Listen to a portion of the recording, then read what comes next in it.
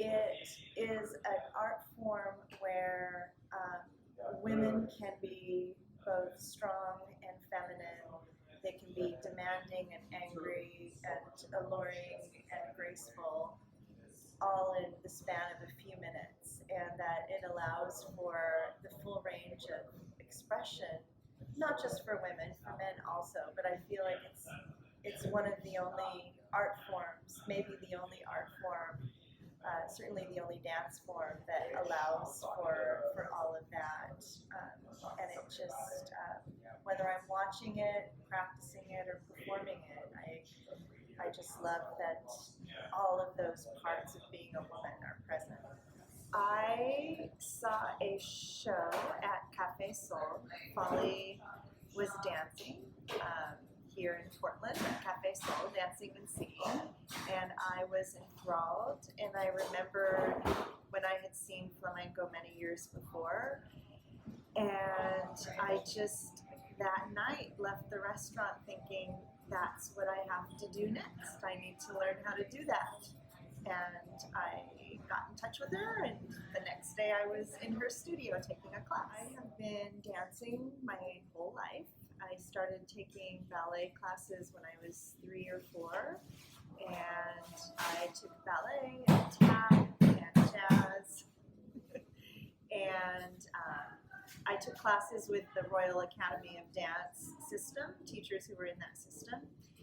And then in high school, I quit the Royal Academy of Dance when I was accepted onto the dance team in high school. I started modern dance and also learned salsa and merengue because I had a lot of friends from Latin American countries. And so I've danced my whole life. But then when I started flamenco, it was something completely different. It was a whole different level of challenge. I found that what I thought about myself as a dancer before wasn't necessarily true in flamenco, but I do think that my knowing how to make my body remember how to do things, that body memory, that physical memory ability was already there, which helped me a lot. But I learned that there was just so much more to flamenco than any other form of dance I'd done before. Okay. The biggest learning challenge for me in flamenco is improvisation in por fiesta styles. It's something that I had never done before flamenco, having to improvise. And I had always just learned choreographies. And even with my first flamenco teacher, I had learned choreographies.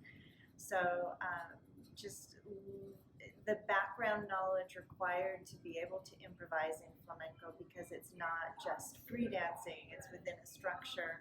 The background knowledge took me a long time to feel like I had the basic understanding necessary. And now it's just the confidence, the ability to listen and be confident that I can appropriately react in the moment is still something I'm working on. On one level, it doesn't fit very well because I'm a very busy person as a full-time teacher, and making time to go to classes in the middle of the week is very, very difficult. Getting up the next morning is even more difficult, and finding the time to practice. So it is very challenging. Finding time for rehearsals when a performance is coming up is very challenging for me. On the other hand, as a Spanish teacher, I've found a lot of ways to integrate my passion for flamenco with my teaching and with my professional development, and bring to my students something that maybe no other Spanish teacher they're ever going to have will be able to provide them, and giving them hopefully some inspiration to follow their own interests and try new things. So I've managed to fit it in that way. What keeps me in flamenco is my flamenco community. The friends that I've made through flamenco are a special kind of friend, and when I'm away from them and away from flamenco for a while, the people and the community and the sense sense of supporting each other that we do is what I really miss and what always brings me back. I don't feel like I have a preference between dancing in class and performing. I do know, I feel that I dance better when I'm performing. I feel like there's a different energy that I feed on when I'm performing, and I feel like when I have an audience, I'm just a better dancer.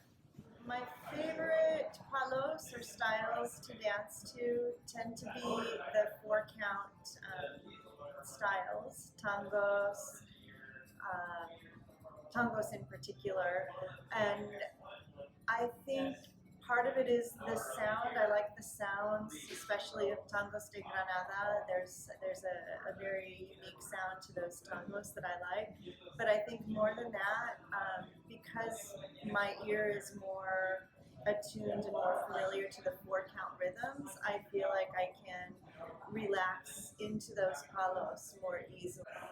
With a lot of the 12-count styles, I have to be thinking more and maybe not feeling as much because I'm worried about staying in compás. So I feel like I can really relax into and feel the 4-count rhythms.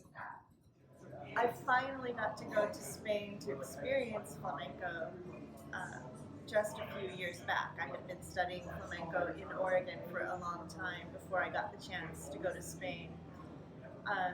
And flamenco was something that took me to Spain, but also being able to be there made me grow in my flamenco self in so many ways.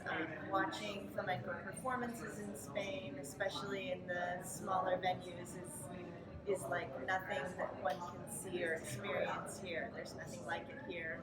And studying flamenco in Spain, again, is just something you can't experience here.